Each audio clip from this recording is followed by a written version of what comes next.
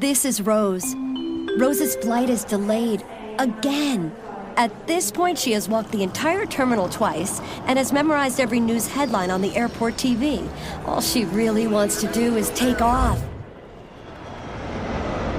Good thing Rose has a library of free ebooks with Prime. Suddenly, she's chasing bad guys, kissing hot vampires, solving murders. You know, living her best life. Free ebooks library. It's on Prime. For Mervis Diamond Importers, this is Ronnie Mervis. In a sea of ordinary engagement rings, Takori stands out. Takori rings feature hidden, intricate details. Because your ring should be as extraordinary as your love. Not mass-produced, never generic, always personal. Crafted with passion in every meticulous detail. Takori, no boring rings.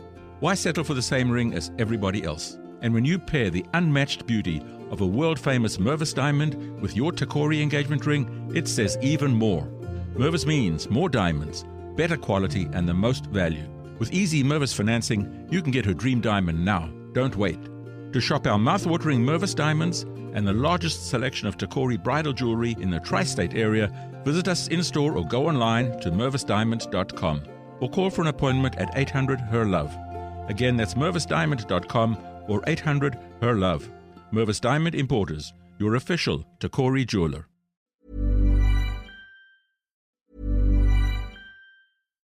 Prime delivery is fast. How fast are we talking? We're talking puzzle toys and LickPad delivered so fast you can get this puppy under control fast. We're talking chew toys at your door without really waiting fast. Pee pads, cooling mat, and peg hammer fast and fast. And there's training TREATS faster than you can say sit fast. And now we can all relax and order these matching hoodies to get cozy and cute fast. Fast, free delivery. It's on Prime.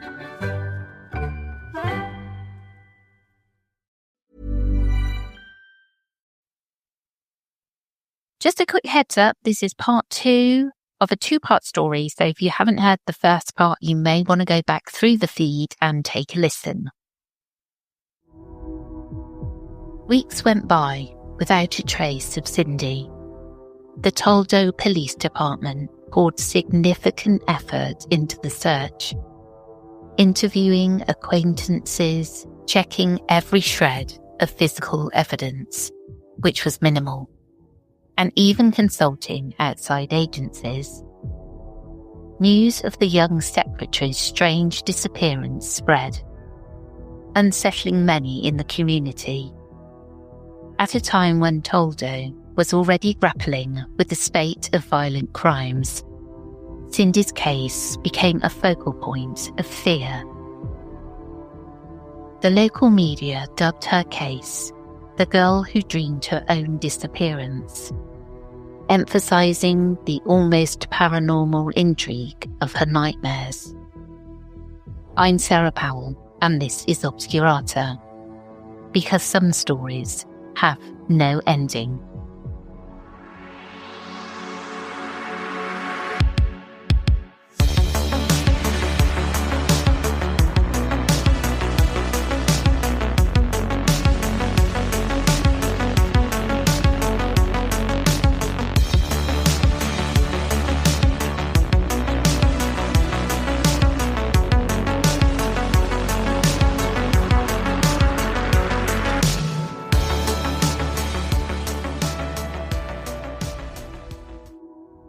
Then, in early September 1981, about a month after Cindy vanished, a startling potential lead surfaced.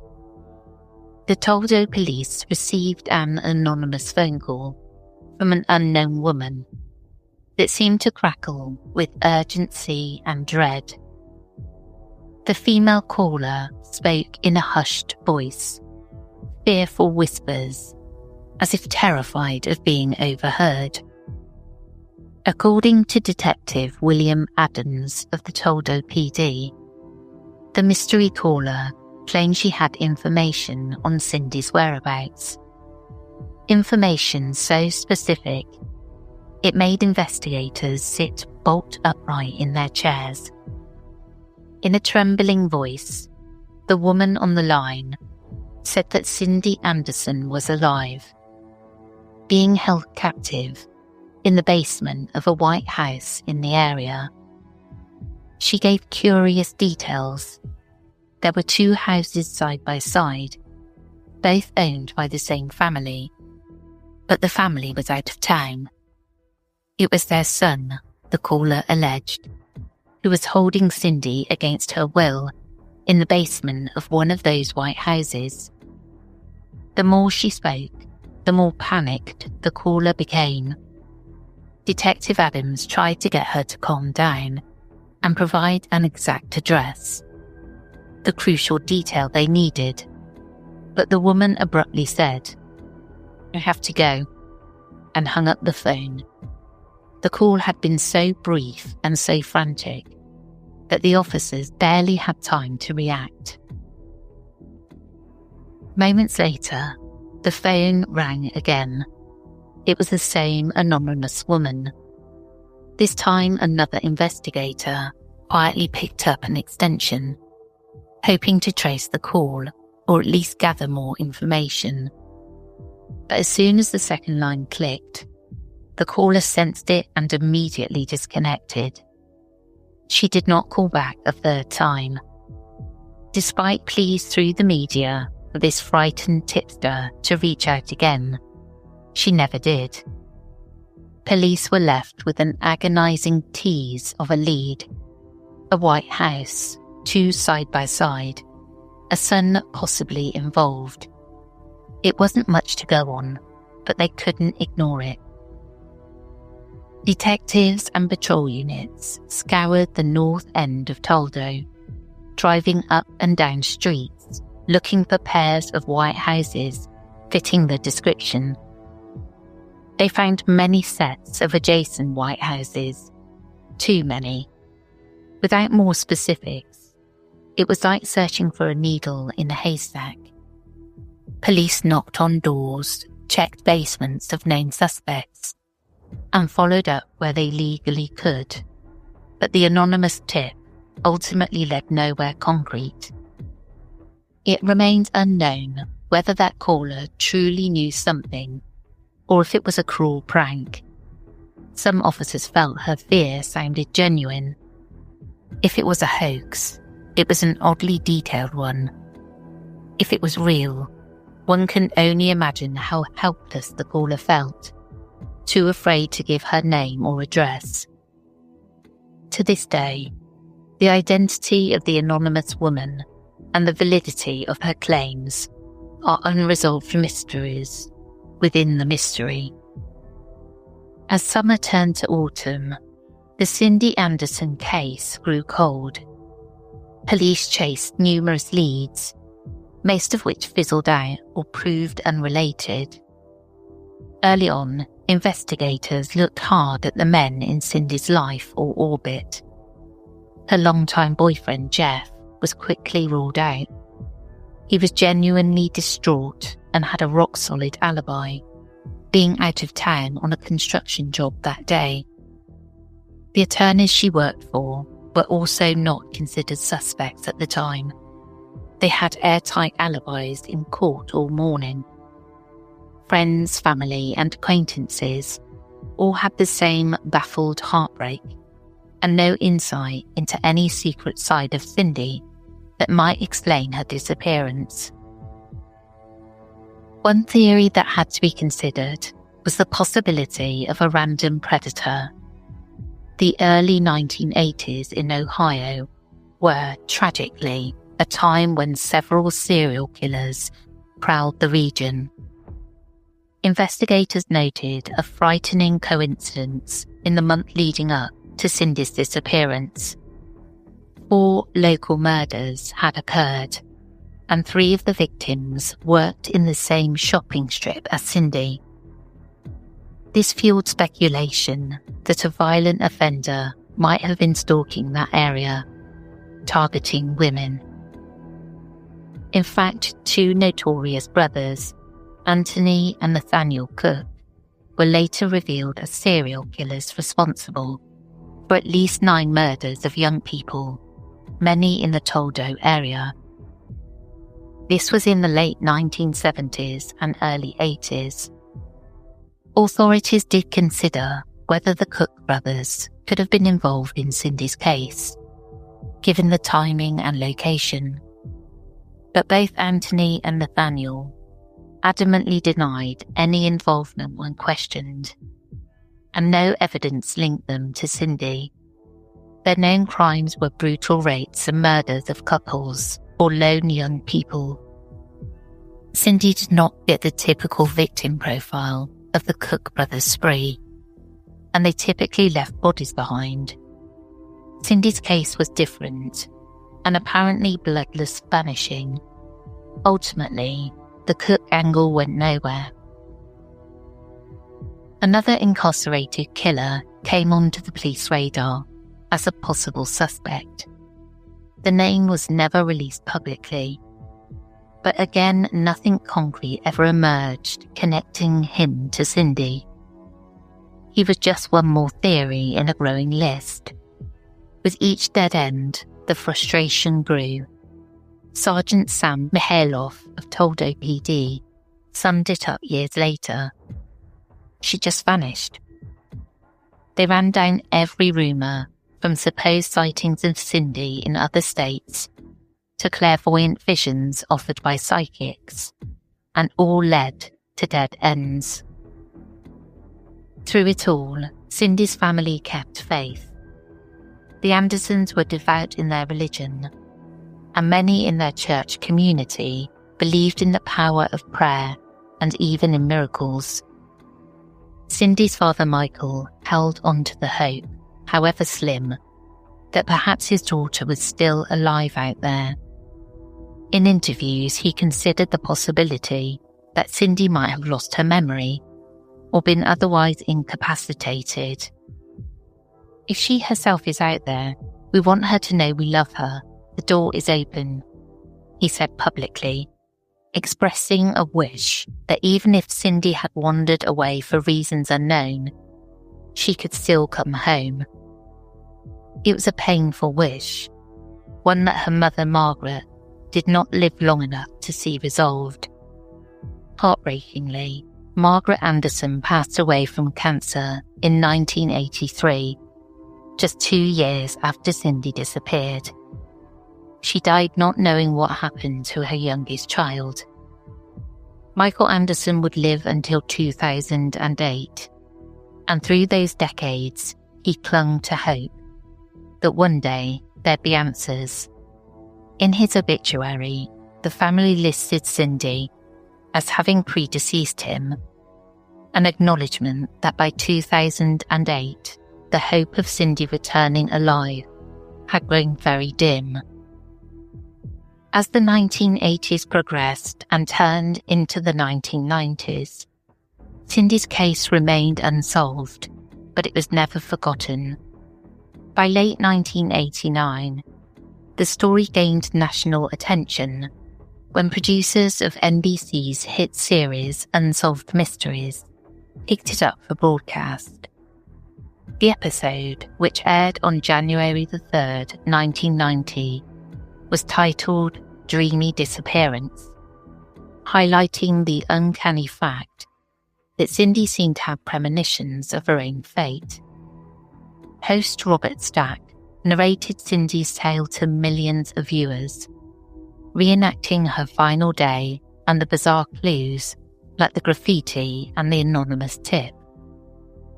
Cindy's sister Christine and father Michael appeared in the episode, pleading for any information. Also interviewed was Larry Mullins, the client who witnessed Cindy's terror at those phone calls. The episode struck a chord. Audiences were chilled by the idea of a young woman scared to death by visions and threats, only to vanish as if prophecy made real. Many called it one of the creepiest cases the show ever profiled.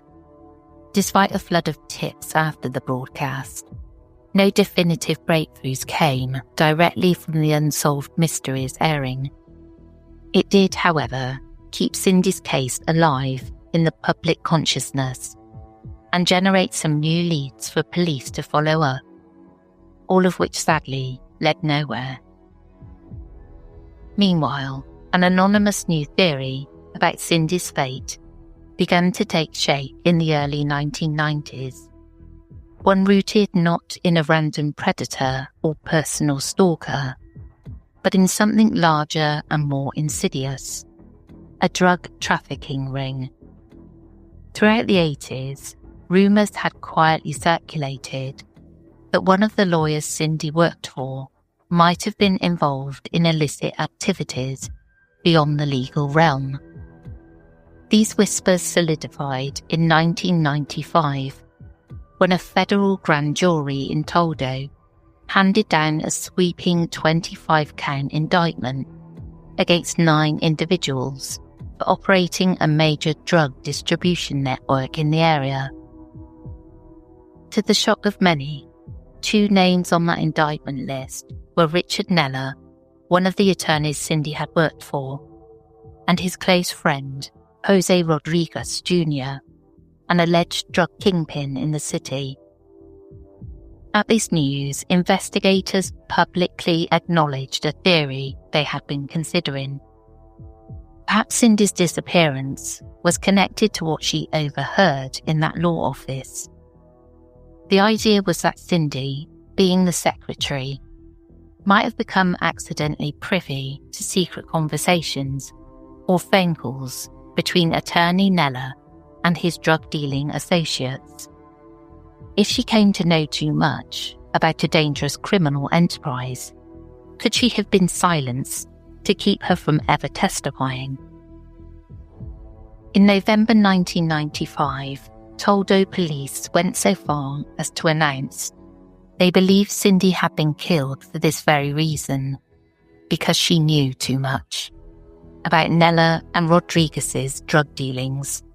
It was a bold statement after years of relative quiet on the case. During the ensuing court proceedings against the drug ring, an informant came forward with a chilling claim. While testifying at Rodriguez's trial, the witness stated under oath that Jose Rodriguez Jr. had personally confessed to murdering Cindy Anderson.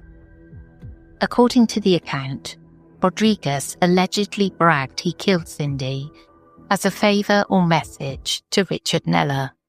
She was apparently abducted and murdered to send a message. Punishment to Neller for some perceived betrayal or failure. Possibly that Neller hadn't protected Rodriguez enough legally. It suggested Cindy might have been an innocent pawn caught in the crossfire of criminal vengeance. But as damning as it sounded, the informant's testimony was deemed unreliable. It lacked corroborating evidence and was essentially one person's word about jailhouse bragging. Authorities could not confirm the confession independently. Neither Rodriguez nor Neller was ever formally charged in connection with Cindy's disappearance due to insufficient evidence. Both men went to prison on the drug convictions, with Neller serving time and being released in 2001. He died in 2024 while still proclaiming ignorance of Cindy's fate. Rodriguez remained incarcerated on drug charges as well. To this day, the drug ring theory remains one of the most tantalizing and yet unproven explanations. It paints a picture of Cindy overhearing a dangerous secret during the ordinary course of her secretarial duties and paid with her life for it. Police still list Neller and Rodriguez as suspects in Cindy's case, but without a body, a crime scene, or direct proof, the case has stalled. Other theories have been floated over the years. Some who knew of Cindy's strict religious upbringing wondered if, despite all appearances, she might have felt stifled and bolted to start a new life. Could Cindy have staged her disappearance to escape an upcoming marriage or the expectations placed on her? It's a theory driven more by the lack of evidence of foul play than by any sign Cindy was unhappy. In truth, virtually no one who actually knew Cindy finds this credible. All agreed she was positively anticipating her move to Bible college, not dreading it. Still, as time passed with no answers, a few armchair theorists speculated that a 20-year-old woman under pressure might engineer a disappearance. They point to her recent dieting and increased interest in makeup as signs she might have been planning for a new identity or meeting someone unknown to her family. Yet the counter-arguments are strong. She left untouched money in her bank, never tried to access her social security number for work elsewhere, and never contacted her beloved older sister or father again. For Cindy to remain hidden over 40 years now, if she were alive, would require that she never slip up by using her own identity, a virtual impossibility in modern times. Nonetheless, it remains a remote possibility that investigators cannot 100% rule out. Did Cindy Anderson walk away of her own free will? Most evidence and hearts say no. The most widely accepted theory among law enforcement and Cindy's family is the simplest and most tragic: that Cindy was abducted by an unknown assailant, someone who either had stalked her, as the phone harassment suggested, or someone who took an opportunity when he saw a young woman alone. This theory doesn't necessarily conflict with the others. The kidnapper could have been a jilted secret admirer, a complete stranger with predatory intent, or a criminal associate of someone she knew.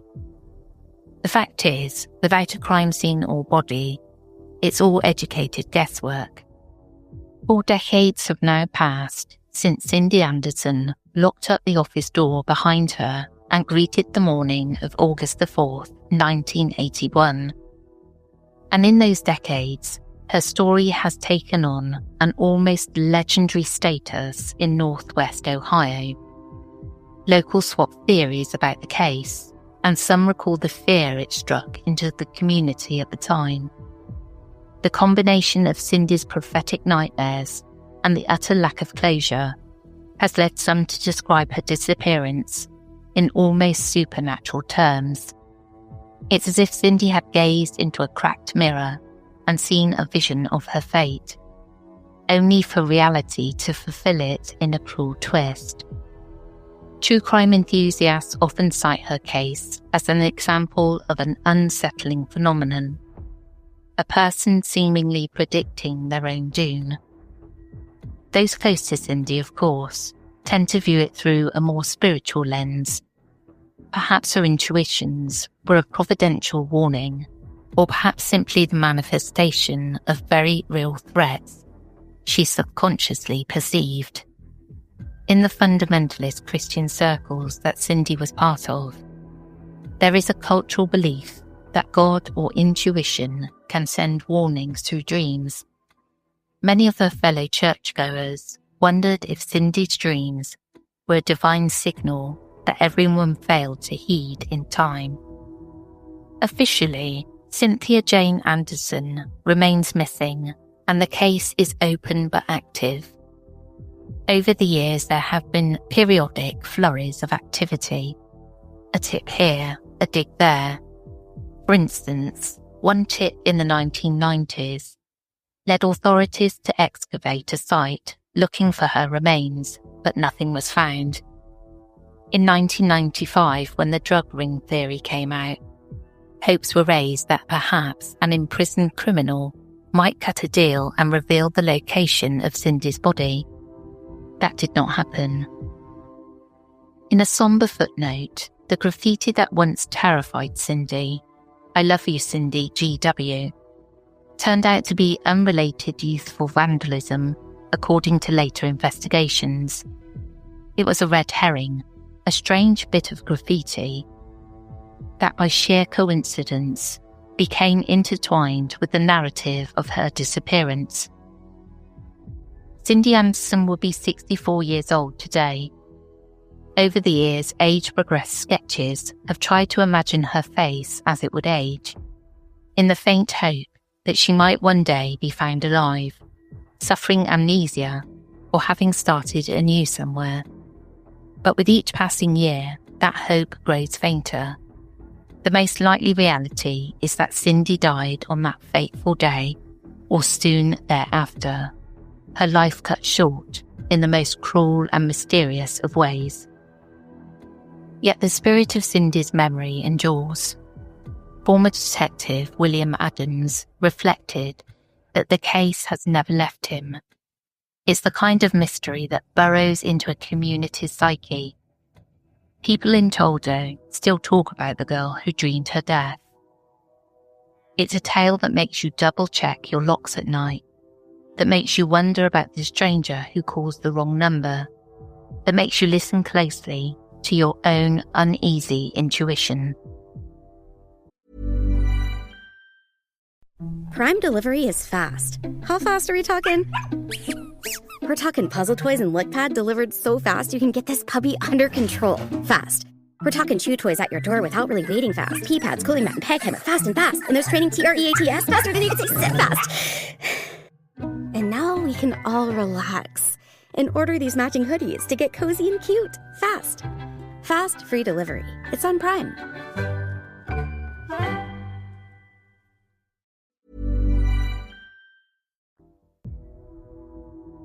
In the absence of answers, we are left with a haunting narrative assembled from fragments. A devout young woman plagued by nightmares, chilling messages on walls and telephones. A final day filled with mundane tasks that suddenly shattered into horror, and decades of speculation as to who carried Cindy away and why. It's a story that feels plucked from a crime novel, yet is painfully real.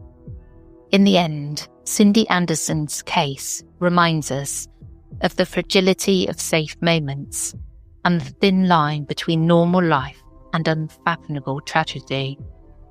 One can only hope that someday, somehow, the truth of her fate will surface, so that long night of not knowing can finally end for those who loved her, and for Cindy's own story to find its proper closure, instead of remaining an everlasting question mark.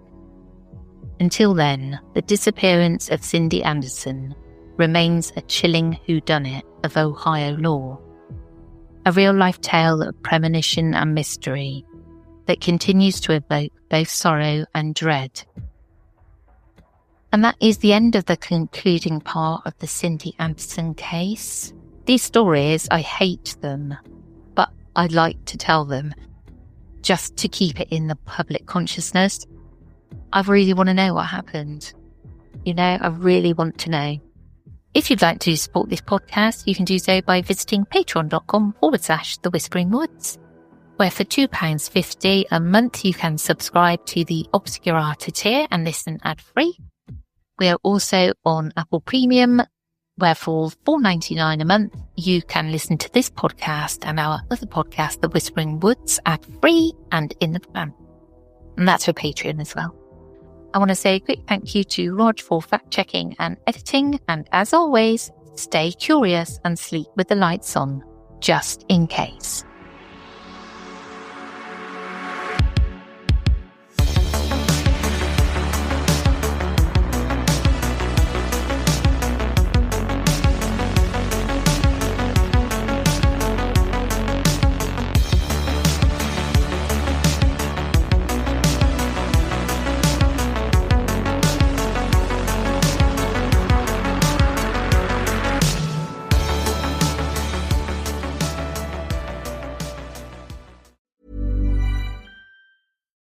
Prime delivery is fast. How fast are we talking? We're talking puzzle toys and lick pad delivered so fast you can get this puppy under control fast. We're talking chew toys at your door without really waiting fast. Pee pads, cooling mat, and peg hammer fast and fast. And there's training TREATS faster than you can say sit fast. And now we can all relax and order these matching hoodies to get cozy and cute fast. Fast, free delivery. It's on Prime. For Mervis Diamond Importers, this is Ronnie Mervis. In a sea of ordinary engagement rings, Takori stands out. Takori rings feature hidden, intricate details, because your ring should be as extraordinary as your love. Not mass-produced, never generic, always personal. Crafted with passion in every meticulous detail. Takori, no boring rings. Why settle for the same ring as everybody else? And when you pair the unmatched beauty of a world-famous Mervis diamond with your Takori engagement ring, it says even more. Mervis means more diamonds, better quality, and the most value. With easy Mervis financing, you can get her dream diamond now. Don't wait. To shop our mouth-watering Mervis diamonds and the largest selection of Takori bridal jewelry in the tri-state area, visit us in-store or go online to mervisdiamond.com or call for an appointment at 800-HER-LOVE. Again, that's mervisdiamond.com or 800-HER-LOVE. Mervis Diamond Importers, your official Takori jeweler.